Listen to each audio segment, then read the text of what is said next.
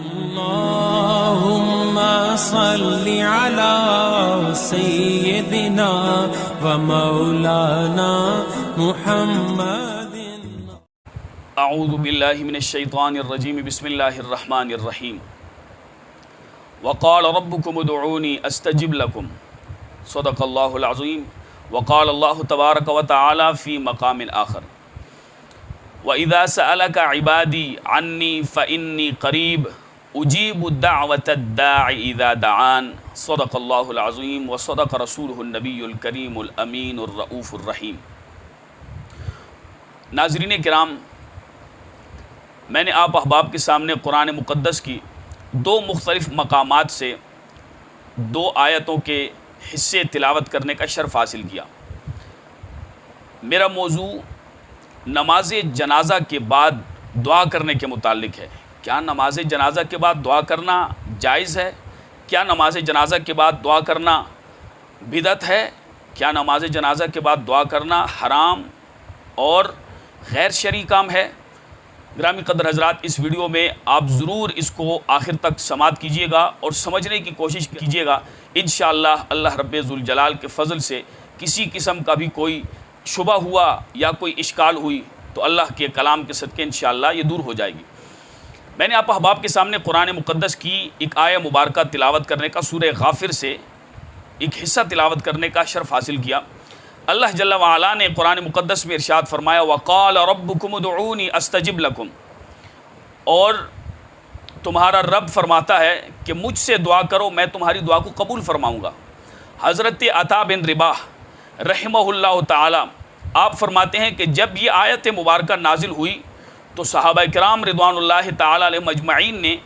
یہ بات ارشاد فرمائی کہ قالوا لو نعلم ای ساعۃ ندعو فنزلت وَإِذَا سَأَلَكَ عِبَادِي عَنِّي فَإِنِّي قَرِيبٌ أُجِيبُ الدَّعْوَةَ الدَّاعِ إِذَا دَعَانِ کہ جب یہ آیت یعنی وَقَالَ رَبُّكُمُ ادْعُونِي أَسْتَجِبْ لَكُمْ، جب یہ آیت مبارکہ نازل ہوئی تو صحابہ کرام رضوان اللہ تعالی علیہم اجمعین نے فرمایا کہ ایُّ ساعۃ ندعو، ہم کس وقت دعا کریں. اللہ نے فرمایا کہ آپ تمہارا رب فرماتا ہے کہ مجھ سے دعا کرو میں قبول کروں گا. تو صحابہ کرام نے عرض کی کہ کس وقت ہم دعا کریں. تو پھر یہ آیت مبارکہ نازل ہوئی. تفسیر طبری ہے، تفسیر در منصور ہے، محقق جلال امام جلال الدین سیوطی شافعی رحمہ اللہ تعالیٰ کی، اور تفسیر ابن کثیر، تینوں میں اس مقام پر یہ بات موجود ہے کہ صحابہ کرام نے یہ بات ارشاد فرمائی کہ ہم کس وقت دعا کریں. تو گرامی قدر حضرات فرماتے ہیں کہ فنزلت، پھر یہ آیت مبارکہ وَإِذَا سَأَلَكَ عِبَادِي عَنِّي فَإِنِّي قَرِيبٌ أُجِيبُ الدَّعْوَةَ الدَّاعِ إِذَا دَعَانِ، یہ آیت مبارکہ نازل ہوئی. یہ کہتے ہیں کہ قرآن مقدس سے اس کا ثبوت ہونا چاہیے اور نماز جنازہ کے بعد دعا کرنا یہ بدعت ہے. تو ہم ان کو دعوت فکر دیتے ہیں کہ اتنی سنگین اور اتنی غیر شرعی اور اتنی غیر تحقیقی بات نہیں کہنی چاہیے جب اللہ وحدہ لا شریک نے قرآن مقدس میں ارشاد فرما دیا کہ اجیب الدعوۃ الداعی اذا دعان، کہ جب دعا کرنے والا، جب پکارنے والا جب بھی مجھے پکارے گا تو میں اس کی پکار کا جواب دوں گا، میں اس کی دعا کو قبول فرماؤں گا. اجیب، میں دعا اس کی قبول فرماؤں گا. دعوت الداعی، جب بھی دعا کرنے والا دعا کرے گا مجھ سے. تو گرامی قدر حضرات، یہ قرآن مقدس ہے، اور جتنے بھی اگر کوئی اپنے آپ کو مفتی، فاضل یا علم دین سیکھنے والا کہتا ہے تو یقیناً انہیں معلوم ہوگا کہ درس نظامی میں یہ تمام کتب پڑھائی جاتی ہیں. اصول الشاشی پڑھائی جاتی ہے، نور الانوار پڑھائی جاتی ہے، الحسامی پڑھائی جاتی ہے، مسلم الثبوت پڑھائی جاتی ہے، توضیح تلوی پڑھائی جاتی ہے. دن رات 7-8 سال میں لگاتار یہ اصول کی بڑی مستند اور معتبر کتابیں پڑھائی جاتی ہیں جن میں یہ تمام اصول موجود ہیں کہ جب اللہ وحدہ لا شریک نے قرآن مقدس میں یہ بات ارشاد فرما دی تو یہ قرآن کا عموم ہے. یعنی یہاں پہ تخصیص نہیں ہے کہ نماز جنازہ سے پہلے، نماز جنازہ کے بعد، فرض نمازوں سے پہلے، فرض نمازوں کے بعد، کسی وقت میں، دن میں یا رات میں، صبح یا شام، اس وقت دعا مانگو گے تو دعا قبول ہوگی، اس کے علاوہ کسی وقت میں دعا مانگو گے تو دعا قبول نہیں ہوگی. ایسا کسی جگہ بھی نہیں لکھا، بلکہ اللہ وحدہ لا شریک نے یہ ارشاد فرما دیا کہ اجیب الدعوۃ الداعی اذا دعان، کہ جب بھی کوئی دعا کرنے والا مجھ سے دعا کرتا ہے تو میں اس کی دعا قبول کرتا ہوں. اب اصول تو یہ ہے کہ جو حضرات بدعت کہتے ہیں یا خدا نخواستہ اور جو غیر شرعی باتیں کہتے ہیں اور امت میں افتراق و انتشار اور فرقہ واریت کو فروغ اور ہوا دیتے ہیں، وہ ان کو تو پھر دلیل پیش کرنی چاہیے نا، کہ یعنی جب وہ کہہ رہے ہیں کہ یہ بدعت ہے تو اپنے ان کو دعوے پر جس قسم کا ان کا دعویٰ ہے اس پہ دلیل قرآن مقدس سے پیش کرنی چاہیے، جیسا کہ ہم نے قرآن مقدس سے یہ دلیل پیش کی ہے۔ قرآن مقدس میں سورہ بقرہ شریف میں دوسرے پارے میں یہ موجود ہے، اللہ وحدہ لا شریک نے ارشاد فرما دیا۔ تو اب اس میں کسی قسم کی کوئی تخصیص نہیں، جنازے سے پہلے ہو، جنازے سے بعد ہو، صبح میں ہو، شام میں ہو، دن میں ہو، رات میں ہو، رات کے آخری پہر میں ہو، فرض نمازوں سنتوں کے بعد یا پہلے ہو، کسی وقت بھی ہو، جب بھی کوئی، یہ مطلق حکم ہے، کیٹاگوریکلی اللہ وحدہ لا شریک نے ارشاد فرما دیا کہ جب بھی کوئی کسی وقت میرا بندہ مجھ سے دعا کرے گا تو میں اس کی دعا کو قبول کروں گا۔ اب یہاں پہ قرآن مقدس کے عام حکم کو خاص کرنا، اس میں تخصیص کرنا، اس کے لیے بھی قرآن مقدس کی کوئی آیت مبارکہ یا پھر خبر متواتر ان کو ایسی پیش کرنی ہوگی، تو وہ قرآن مقدس کی آیت مبارکہ پیش کریں کہ جس میں لکھا ہو کہ لا تصلوا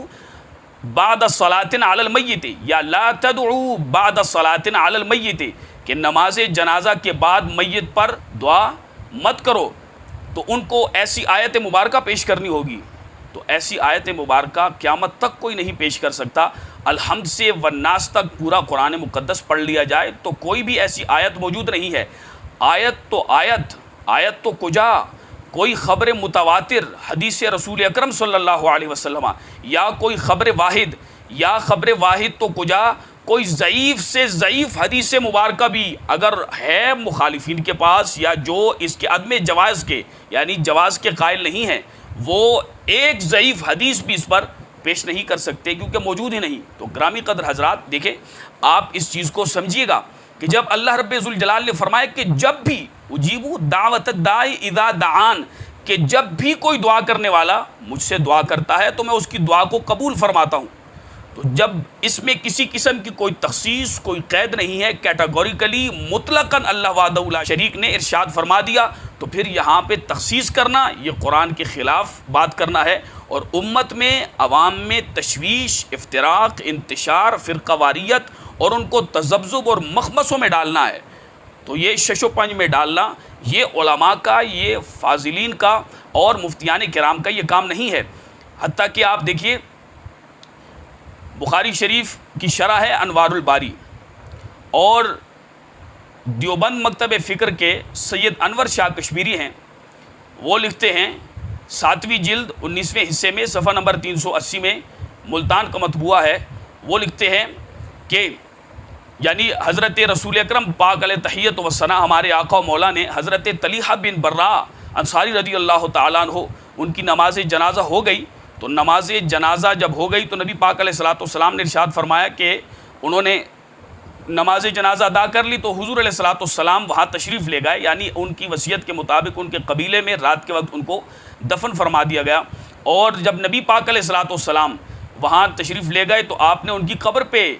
جنازہ پڑھا۔ یہ مسئلہ بھی یہاں پہ ذہن نشین کر لیجئے کہ ولی اکبر، چونکہ النبی اولا بالمؤمنین، حضور تو ولی اکبر ہیں ہی، یعنی 3 دن کے اندر اندر قبر پہ بھی اگر جنازہ ہو چکا ہے اور ولی اکبر نہیں پہنچا، اور وہ لوگ کہ جنہوں نے نماز جنازہ ادا نہیں کی، ولی اکبر کی اقتداء میں ان کی امامت کرتے ہوئے، یعنی ولی اکبر امامت کریں، اور تمام مقتدی جنہوں نے ابھی نماز جنازہ نہیں پڑھی، وہ جنازہ میں شامل نہیں ہو سکے، وہ شامل ہو کے نماز جنازہ ادا کر سکتے ہیں۔ اور اگر دفن بھی ہو چکے ہیں تو 3 دن کے اندر اندر ولی اکبر کو ان کی یہ حیثیت ہے، ان کا یہ مقام شرع شریف نے ان کو عطا فرمایا ہے کہ وہ قبر پر ہی کھڑے ہو کر نماز جنازہ ادا کر سکتے ہیں۔ تو نبی پاک علیہ الصلوۃ والسلام نے حضرت طلیحہ بن برا انصاری رضی اللہ تعالیٰ عنہ کی نماز جنازہ پڑھی، تو جب آپ علیہ الصلوۃ والسلام نے ان کی نماز جنازہ پڑھی تو 4 تکبیروں کے ساتھ آپ نے نماز جنازہ ادا فرمائی، اور پھر بعد میں حضور علیہ الصلوۃ والسلام نے ثم رفع یدیہ، اپنے ہاتھوں کو بلند کیا اور دعا کی۔ اس پر سید انور شاہ کشمیری انوار الباری شرح صحیح البخاری میں لکھتے ہیں، یہ تمام وہ دیوبند حضرات، اگرچہ دیوبند کی شاید اکثریت ان حضرات کی اس کی مخالف ہے، اور کئی حضرات ہیں کہ وہ دعا کو جائز سمجھتے ہیں، وہ کہتے ہیں کہ دعا بعد نماز جنازہ جائز ہے، اس میں کسی قسم کی جو ہے وہ تخصیص قرآن مقدس میں موجود ہی نہیں ہے کہ اس وقت دعا نہ کی جائے۔ تو جب تخصیص موجود نہیں ہے، مطلق دعا کا حکم ہے، تو کسی وقت بھی دعا کی جا سکتی ہے، چاہے وہ نماز جنازہ سے پہلے ہے یا نماز جنازہ کے بعد ہے۔ تو وہ لکھتے ہیں کہ ہمارے نجدی سلفی بھائی یعنی غیر مقلد اہل حدیث وہ نماز جنازہ کے بعد دعا سے منع کرتے ہیں، اور انہوں نے نجد میں اور حجاز میں یعنی نماز جنازہ کے بعد دعا کو موقوف کر دیا ہے، یعنی بند کر دیا ہے، نماز جنازہ کے بعد وہ دعا نہیں کرتے۔ اور پھر وہ لکھتے ہیں کہ جب ایک عمل ایسا عمل کہ جو نبی پاک علیہ الصلوۃ والسلام کی حیات طیبہ میں حضور علیہ الصلوۃ والسلام سے ایک مرتبہ بھی حضور علیہ الصلوۃ والسلام نے اس عمل کو فرمایا، تو وہ عمل کیسے بدعت ہو سکتا ہے؟ تو یہ سراسر زیادتی ہے۔ ایسا نہیں کرنا چاہیے کہ جو چیز نبی پاک علیہ الصلوۃ والسلام سے ثابت ہے، یعنی کوئی ایسی حدیث نہیں پیش کی جا سکتی کہ حضور علیہ الصلوۃ والسلام نے ارشاد فرمایا ہو کہ نماز جنازہ کے بعد دعا نہیں کرنی چاہیے، یا نماز جنازہ کے بعد تم دعا نہ کرو۔ ایسی حدیث پاک، ایک حدیث پاک، میں نے آپ سے عرض کی کہ خبر متواتر تو کجا، خبر واحد تو کجا، کوئی ضعیف سے ضعیف حدیث بھی نہیں پیش کی جا سکتی۔ تو جب کوئی حدیث اس پر نہیں پیش کی جا سکتی کہ حضور نے نماز جنازہ کے بعد دعا سے منع فرمایا ہو، تو پھر امت میں اس قسم کی غیر شرعی اور غیر تحقیقی غیر اسلامی باتیں کہنا یہ سراسر امت کے ساتھ ظلم ہے، یہ زیادتی ہے، یہ اچھا کام علماء کا کام نہیں ہے۔ علماء کا کام وہی ہے جو اکابرین امت نے بیان فرما دیا، جو قرآن اور حدیث سے ثابت ہے۔ اور یہ حدیث مبارکہ بلکہ اور کئی احادیث مبارکہ ہیں کہ حضور علیہ الصلوۃ والسلام نے حکم ارشاد فرمایا کہ نماز جنازہ کے بعد میت کے لیے استغفار کرو، اللہ کی بارگاہ سے اس کے لیے بخشش طلب کرو، اس کے لیے دعا کرو۔ بعض حضرات یہ کہتے ہیں، جو مخالفین ہیں، معاندین ہیں، جو اس کے عدم جواز کے قائل ہیں، یعنی وہ یہ کہتے ہیں کہ یہ جائز نہیں ہے، تو ان کے پاس کوئی بھی یقیناً شرعی دلیل نہ قرآن مقدس سے ہے، نہ حدیث رسول سے ہے، نہ آثار و اقوال صحابہ سے وہ پیش کر سکتے ہیں۔ تو صرف بدعت یا شرک یا خلاف شرع یا دین میں زیادتی کا قول کرنا اور اس پر فتوے دینا یہ انتہائی ظلم ہے، زیادتی ہے، جبکہ دلیل ایک بھی موجود نہیں۔